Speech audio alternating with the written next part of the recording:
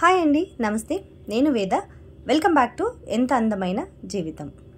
మనం ఇవాల్టి వీడియోలో మల్లెపూలన్నీ అయిపోయిన తర్వాత మొక్కని ఎలా కట్ చేసుకోవాలి, అలాగే కట్ చేసుకున్న స్టెమ్ని పడేయకుండా మళ్ళీ మొక్కగా ఎలా రెడీ చేసుకోవాలి అనే దాని గురించి ఇవాల్టి వీడియో.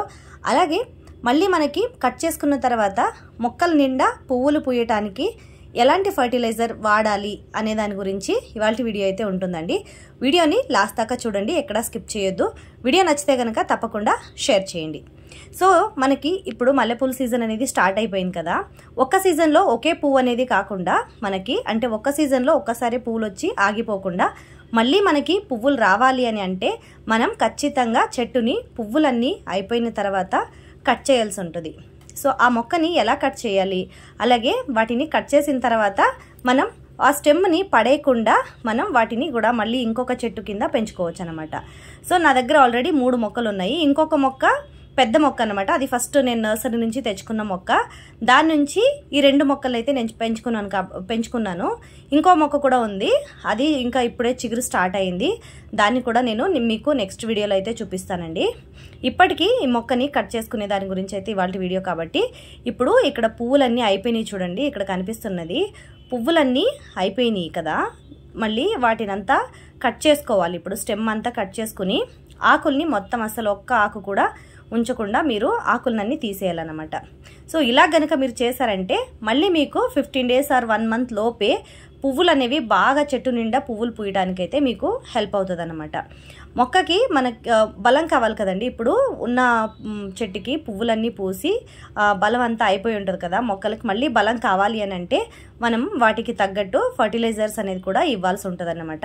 ఇప్పుడు మల్లెపూల సీజన్ కాబట్టి ఈ సీజన్ అయిపోయే లోపు మనం దగ్గరగా 3 నుంచి 4 సార్లు అయితే మొక్కని కట్ చేసుకొని వాటి నుంచి పువ్వుల్ని మనం పొందొచ్చు అన్నమాట. ఇక్కడ పువ్వులన్నీ ఖాళీ అయిపోయినాయండి. ఈ ఒక్క మొక్క నాకు దగ్గరగా ఒక 15 రోజుల నుంచి పూసింది. చెట్టు నిండా పువ్వులు పూసింది అనమాట. ఈ ఒక్క చెట్టులోనే చాలా ఎక్కువగా పూసినాయండి నాకు. ఎందుకంటే ఈ ఒక్క చెట్టు కొంచెం బాగా వచ్చిందనమాట. ఇది లాస్ట్ ఇయర్ చెట్టు అనమాట. ఈ మొక్క లాస్ట్ ఇయర్ నేను వేసిన మొక్క అనమాట. దీంట్లో బాగా పువ్వులు అనేవి పూసిందనమాట నాకు. ఒక స్టెమ్ అయితే ఇందులో హైట్గా పెరిగిపోయింది. సో మీకు ఆల్రెడీ నేను ప్రీవియస్ ఒక వీడియో అయితే పెట్టానండి, దానికి మంచి రీచ్ వచ్చింది నాకు.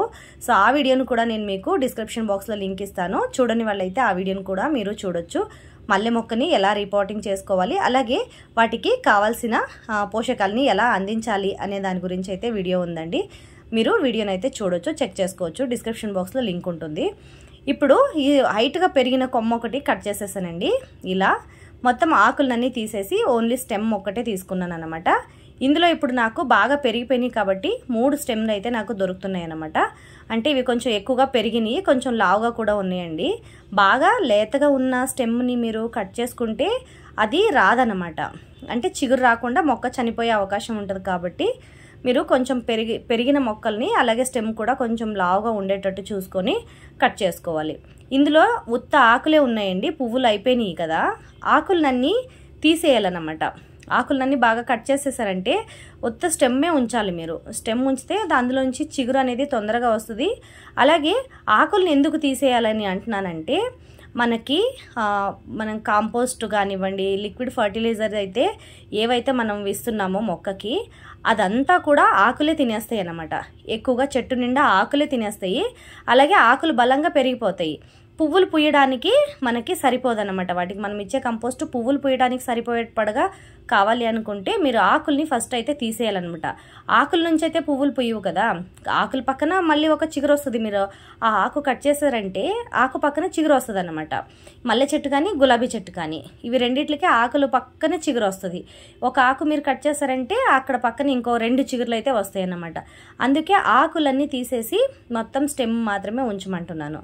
ఇంకొక చెట్టు వచ్చి ఈ ఏడాది వేశాను కాబట్టి అందులో ఒకసారి ఆల్రెడీ ఒక 5-6 పువ్వులు వచ్చి ఖాళీ అయిపోయినాయి. అది చిన్న చెట్టు, అది పాట్ కూడా చిన్నదిగానే ఉందండి. అదైతే సిమెంట్ టబ్లో అయితే వేసుకున్నాను అనమాట పాట్లో. అది చిన్న మొక్క ఎక్కువగా అయితే రాలేదు. దాన్ని కూడా ఇప్పుడు నేను ట్రిమ్ చేసేస్తున్నాను అనమాట. అలాగే ఈ మొక్క అయితే లాస్ట్ ఇయర్ది అయితే అని చెప్పాను కదా, రీపోర్టింగ్ కూడా చేసుకున్నాను కాబట్టి దానికి కంపోస్ట్ అనేది బాగా సరిపోయిందండి. అలాగే నేను లిక్విడ్ ఫర్టిలైజర్స్ కూడా అప్పుడప్పుడు ఇస్తూ ఉంటాను కదా, అందుకే పువ్వులు అనేది బాగా పూస్తాయి అన్నమాట. మల్లెపూలు కానివ్వండి, మందార పూలు కానివ్వండి. మందార పూలు కూడా బాగా పూస్తాయండి. వైట్ మందార పువ్వు కూడా ఉంది. ఆ మందార పూలు అయితే ఎక్కువగా పూస్తున్నాయి అన్నమాట.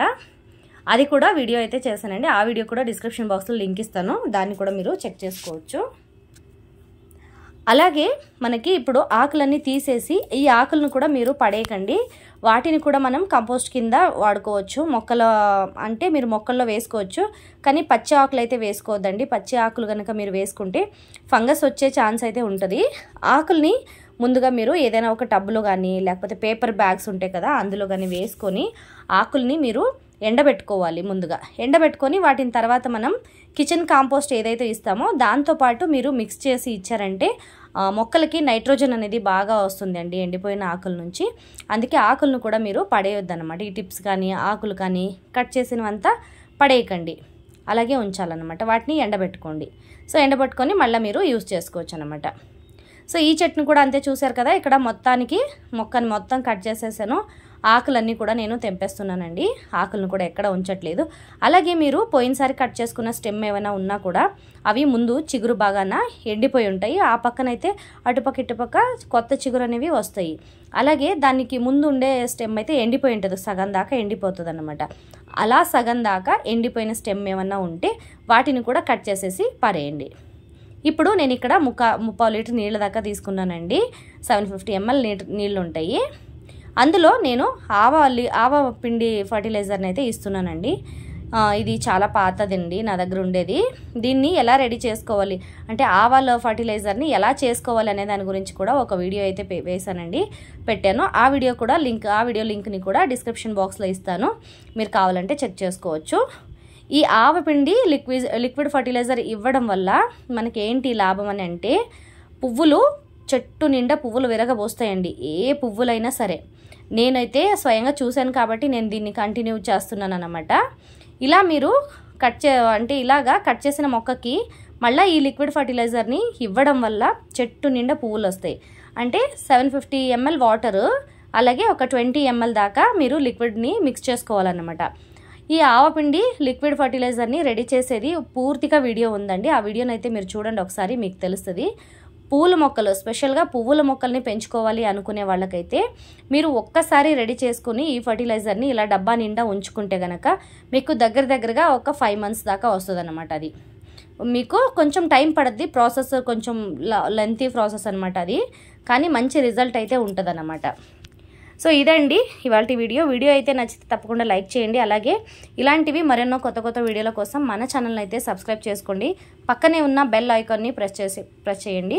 నేను పెట్టే ప్రతి వీడియో నోటిఫికేషన్ అనేది మీ దాకా వస్తుందండి. ఇప్పుడు ఇవి కట్ చేసిన స్టెమ్ అయితే ఉన్నాయి కదా, వాటిని ఎలా పెట్టుకోవాలనే దాని గురించి కూడా చూద్దామండి. ఇవైతే మనకి లిక్విడ్ అంతా ఇచ్చేసాం కాబట్టి ఇంకా 15 days లోపు మనకి చిగురు అనేది వచ్చేస్తుందండి. కానీ మీరు కట్ చేసిన తర్వాత వెంటనే మట్టిలో వేయకుండా ఈ ప్రాసెస్ని కనుక మీరు ఫాలో అయితే మల్లె చెట్టు అనేది బాగా వస్తుందండి. మీరు పెట్టిన ప్రతి స్టెమ్ కూడా బాగా రావడానికి అయితే అవకాశం చాలా ఉందండి. 80% 85% నేను గ్యారంటీ ఇవ్వగలను అనమాట. ఇలా ఒక బాటిల్లో కానివ్వండి, ఒక మగ్గులో కానివ్వండి, ఇలా కొన్ని నీళ్లు తీసుకొని నీళ్లలో ఈ స్టెమ్స్ని ఇలా ఉంచేయండి. ఇలా ఉంచేసి వీటిని మీరు ఎండలో పెట్టకండి, నీడలో పెడితే చాలా మంచిది. మళ్ళీ అలాగే దాంట్లో ఉండే చిగురు అనేది ఎండిపోకుండా ఉంటుందన్నమాట. మనం ఆకులన్నీ కట్ చేసేసాం కదా, దాని పక్కన ఉండే చిగురు అనేది లేతగా ఉంటుంది కాబట్టి ఆ లేత చిగురు ఎండిపోకుండా ఉండాలి అని అంటే మీరు ఈ ప్రాసెస్ని అయితే తప్పకుండా చేయాలన్నమాట. తర్వాత చెట్టు నిండా మల్లెపూలు రావడానికి నేను చెప్పిన కొన్ని ఫర్టిలైజర్స్ని అయితే తప్పకుండా యూజ్ చేయండి. అలాగే మన ఛానల్లో గార్డెన్ రిలేటెడ్ వీడియోస్ చాలా ఉన్నాయండి. మీరు ఒకసారి మన ఛానల్ని అయితే సబ్స్క్రైబ్ చేసుకొని ఛానల్ని విజిట్ చేయండి. తప్పకుండా యూస్ఫుల్ అని అనిపిస్తే మీరు తప్పకుండా వీడియోని అయితే షేర్ చేయండి. థ్యాంక్ యూ సో మచ్ అండి అందరికీ. కీప్ వాచింగ్ ఎంత అందమైన జీవితం.